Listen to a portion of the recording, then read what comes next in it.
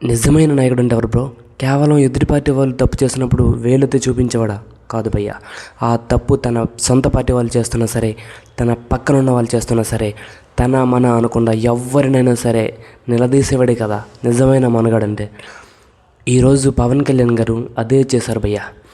ఒక పక్క కాలుష్యం తల్లాడుతున్న తాడి గ్రామాన్ని చూసి కన్నీళ్లు పెట్టుకున్నారు బ్రో. మరో పక్క బాధ్యత మర్చిపోయిన తన సొంత పార్టీ నాయకులకి మంత్రులకి చెమటలు పట్టించారు భయ్య.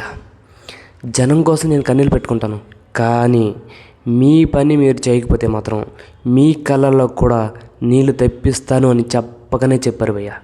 మన వైజాగ్లోని తాడి గ్రామానికి వెళ్ళినప్పుడు పవన్ కళ్యాణ్ గారిని చూసారా? ఆ కాలుష్యం, ఆ బూడిద వల్ల చిన్నపిల్లలు ముసలి వాళ్ళు పడుతున్న నరకాన్ని చూసి ఆయన చలించిపోయాడు బ్రో. అధికారం మన చేతిలో ఉంది, ఓకే, కానీ జనం అక్కడ చావుబతుకులు ఉన్నారు కదా, ఇదేనా మనం చేసే పాలన అని ఆవేదనతో ఆయన గొంతు మోగిపోయింది బ్రో.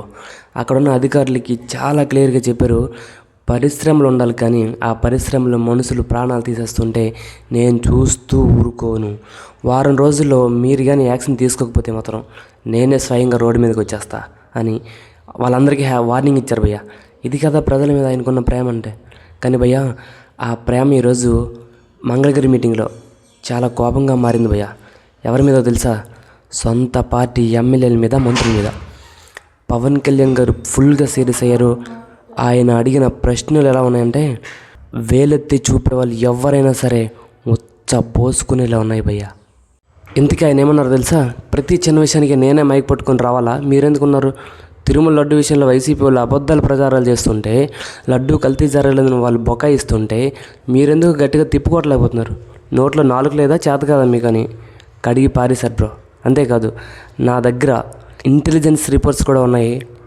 ఎవరు పని చేస్తున్నారు, ఎవరు సోషల్ మీడియాలో యాక్టివ్గా లేరు, ఎవరు నిద్రపోతున్నారు అన్నీ నాకు తెలుసు. వైసీపీ వాళ్ళు ట్రాప్ చేస్తే ఆ ట్రాప్లో మీరు పడిపోతున్నారు. సబ్జెక్ట్గా కొట్టండి, సైలెంట్గా ఉండకండి అని చాలా గట్టిగా వార్నింగ్ ఇచ్చారు బ్రో. అందుకే బయట శత్రువుల కంటే ముందు ఇంట్లో ఉన్న అజాగ్రత్తను వదిలించుకోవాలనుకుంటున్నారు. అది పవన్ కళ్యాణ్ గారు నిరూపించారు కూడా. తప్పు ఎవరు చేసినా ప్రశ్నిస్తా అన్నారు.